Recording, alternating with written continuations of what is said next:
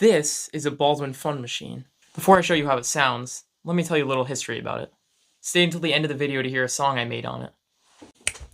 The Baldwin fun machine was released in 1974, designed as an easy-to-use, sort of portable instrument for the home market.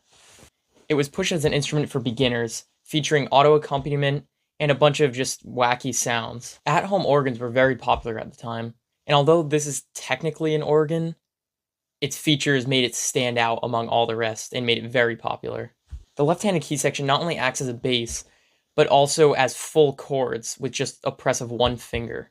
The right-handed section of keys is the solo, which means you just play the melody with that section. Even though this instrument was pushed for amateurs, as I said before, it's still really fun to play for professionals, and you can create some really interesting rhythms and beats with it. Although many of you have probably never heard of this, it's definitely been the inspiration behind many songs, especially in the video game world. Alright, now that the history's out of the way, let me get back to showing you how it works. First of all, it just looks awesome. Look at all the different settings and switches on this thing. And when you turn it on, it has a bunch of cool lights that come on. As I said, the left hand acts as a bass. It's just on the flute setting right now, but as I said, the right hand is a melody.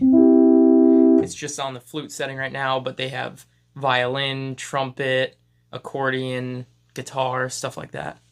But where it gets interesting is if you turn on the arranger mode, and for example set it to country, the bass now does this.